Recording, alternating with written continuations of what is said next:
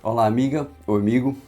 É bom encontrar-me contigo a cada semana para estudarmos juntos lições da Bíblia que são para o nosso enriquecimento intelectual e, acima de tudo, espiritual. Se quiseres, podes partilhar estas lições com os teus amigos, quer partilhando o link da Rádio Tranquilidade, onde se calhar me estás a ouvir, ou então do nosso canal de YouTube ou página Facebook 2 Minutos com Ele. Já agora, eu convido-te a fazeres gosto no nosso canal ou página, pois assim estás a ser um pregoeiro das boas novas da Palavra de Deus, tal como o nosso personagem desta semana. A semana passada nós vimos que depois do pecado de Adão e Eva, e para além da grande aliança estabelecida, podemos chamar-lhe assim, foi feita entre Deus e aqueles seres humanos, em que era garantido um libertador que destruiria o pecado e o seu originador. Houve outras alianças que reforçaram esta primeira aliança. Estamos a falar das alianças feitas com Noé, Abraão, Moisés e os israelitas no deserto do Sinai e ainda a aliança feita após o retorno do cativeiro de Babilónia, conforme vimos. Esta semana iremos ver de forma mais detalhada a aliança que reforçava a promessa feita no Éden entre Deus e Noé e que vai para além dele, conforme diz o título da lição, todas as gerações futuras. O nosso texto de base, e ele é importante no contexto geral da lição, vem no verso 8 do capítulo 6 de Gênesis e diz assim: Contudo o Senhor olhou com agrado para Noé. As versões tradicionais dizem: Noé, porém, achou graça aos olhos do Senhor. Para podermos compreender melhor esta aliança feita entre Deus e Noé, antes e após o dilúvio, temos de compreender melhor o contexto em que tudo aconteceu. A Terra tinha aproximadamente 1550 anos quando Deus, ao correr o seu olhar sobre ela e ver o que aqui se passava, e que apesar das relações dos patriarcas com ele, vê que, como diz o verso 5 do capítulo 6, a maldade dos homens crescia cada vez mais e que as suas intenções e planos eram maus. O autor da lição compara o pecado a uma bactéria e ao seu crescimento, o crescimento desta bactéria, ser um crescimento exponencial. Da mesma maneira, o pecado produz pecado. Seres humanos pecadores e afastados de Deus geram outros seres humanos ainda também pecadores e mais afastados de Deus, havendo assim também um crescimento exponencial do pecado. No verso 23 do capítulo 4 de Gênesis, referindo-se a um dos descendentes de Caim, que tem coincidentemente o mesmo nome que o pai de Noé, diz: Lameque disse um dia às suas mulheres: Ada e Sila, ouçam-me bem, ó mulheres de Lameque, prestem atenção ao que vou dizer. Estou pronto a matar um homem por uma ferida que me faça ou um jovem por uma simples beliscadura. O verso 11 do capítulo 6 diz também: Para Deus a terra estava completamente corrompida e cheia de violência. O pecado, se deixado fora de controle, acaba por levar o pecador à ruína e à morte, e este, outros com ele. E é isso que nós vemos na nossa sociedade. Queres ver um exemplo? No ano de 2020, só no Brasil, houveram 43.892 homicídios e nos Estados Unidos, 19.302. E isto numa sociedade moderna que tem leis que procuram restringir isto. E o que dizer então dos roubos e o que dizer das violações, da violência doméstica, das falcatruas fiscais? Por isso o texto bíblico diz que o Senhor se entristeceu com o que viu e com o que vê e decidiu eliminar o pecado. Deus ama, sempre amou os pecadores, mas detesta o pecado e os resultados do mesmo. Por isso Deus decidiu erradicar o pecado nos dias de Noé e irá erradicar novamente quando Jesus voltar a esta terra. A aliança estabelecida no Jardim do Éden tem de haver exatamente com isso. Mas como dissemos, toda a aliança tem duas partes, Deus e o ser humano. E essa aliança tem de ser aceita pelas duas partes. Essa aliança está baseada na observância das regras estipuladas na mesma, O ser humano deve fazer a vontade de um Deus de amor que quer o melhor para cada ser humano. É simples. No meio dos seres humanos antediluvianos havia um homem que sobressaía de entre todos os demais. Um homem que era um guardador da aliança que nós referimos atrás. Um homem que, conforme diz o verso 9 do capítulo 6, era a única pessoa justa e honesta que havia no seu tempo e cumpria sempre a vontade de Deus.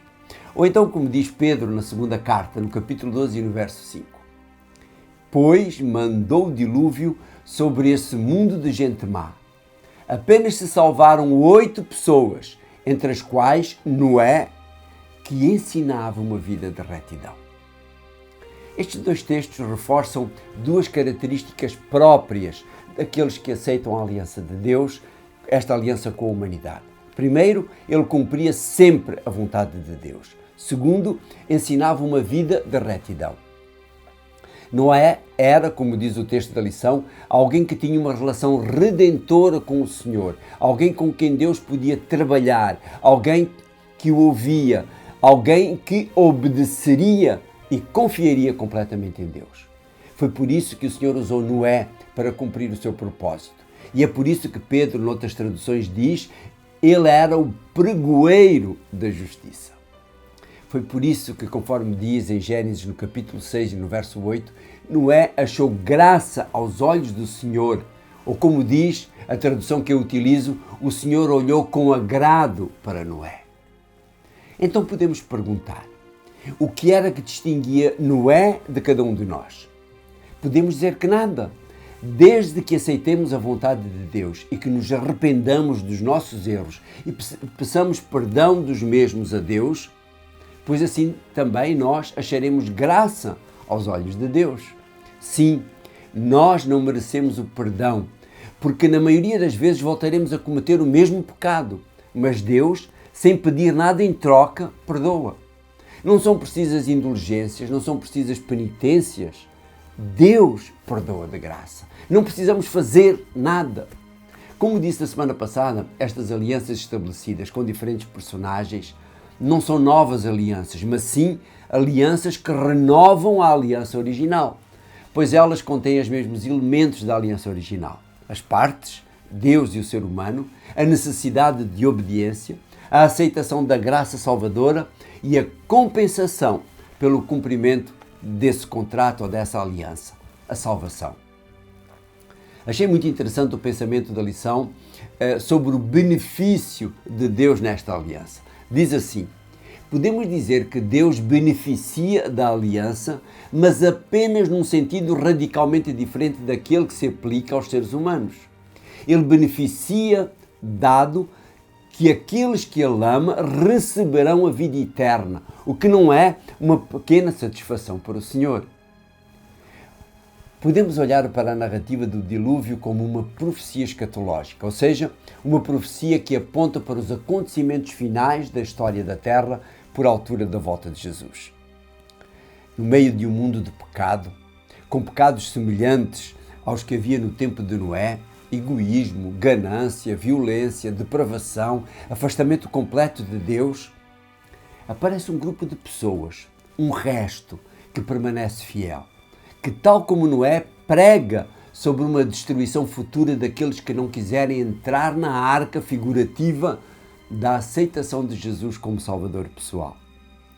Sim, do mesmo modo que Deus julgou aqueles que não quiseram ouvir a voz de Noé, os mesmos que zombaram dele enquanto ele construía a arca da salvação, aqueles que rejeitarem a mensagem de arrependimento e aceitação pela fé das advertências divinas, Deus irá julgar e executar a sentença já informada, a destruição completa desta terra. Do mesmo modo que Noé foi um remanescente no mundo de então, Deus sempre teve um remanescente que aceitou a sua vontade e tem sido aquele que tem feito o mesmo papel de advertência de Noé e que, por fim, herdará a nova terra que Jesus foi preparar. Gênesis, no capítulo 9, nos versículos 12 e 13, relata uma promessa e uma garantia dadas por Deus a Noé. Vamos ver. No capítulo 9, no versículo 12, diz assim: E Deus continuou: Este será o sinal da aliança que eu vou estabelecer entre mim e vós e todos os seres vivos que estão convosco para todo sempre. E depois no verso 13 diz: Hei de colocar o meu arco-íris nas nuvens e esse será o sinal da aliança entre mim e a terra. Para além de nos deixar o simbolismo contido na aliança inicial de salvação de Noé e da família, se ele obedecesse e construísse a arca, após o dilúvio Deus deixa outro sinal, não só para Noé, mas para cada um de nós também. Este sinal não é só uma garantia de que não voltaria a destruir a terra com um dilúvio, mas também uma garantia de que, do mesmo modo que Noé foi salvo pela obediência, nos termos do contrato, nós seremos salvos do mesmo modo. Sim, amigo, ao olhares para o arco-íris, deves lembrar-te de que Deus fez uma promessa de salvação a toda a humanidade e que cabe a cada ser humano aceitá-la ou rejeitá-la, para a alegria ou tristeza de Deus. Ele respeita a decisão de cada ser humano, como sabes. Tal como disse antes, Deus aborrece o pecado, mas ama o pecador. Por isso, como diz Pedro na sua segunda carta, no capítulo 13, no verso 9, ele é paciente conosco, pois não quer que ninguém se perca, mas que todos venham a arrepender-se. Que esta aliança que Deus fez com Noé possa trazer-nos à lembrança a mesma aliança que Deus quer fazer contigo e comigo. Para quê? Para que da mesma maneira que Noé se salvou com a sua família, nós um dia possamos ser salvos quando Jesus voltar a esta terra. Pai nosso que estás nos céus, obrigado pelo teu amor para conosco, obrigado por estas lições, obrigado por estas promessas, obrigado por esta aliança. Ajuda-nos a tomar parte nela, ajuda-nos a aceitar os seus termos, porque eles nos garantem um dia podermos viver ao teu lado pela eternidade. Abençoa esta amiga, abençoa este amigo, abençoa os seus familiares, para que todos eles, da mesma maneira que a família de Noé entrou na arca, todos eles possam entrar também um dia na eternidade juntamente e viver juntamente contigo. Pedimos isto e agradecemos no nome santo de Jesus. Amém. Foi bom estar contigo e para a semana nós iremos continuar a ver a nossa lição e vamos ver uma aliança eterna. É a quarta lição e eu espero encontrar-me contigo novamente. Um abraço e até lá.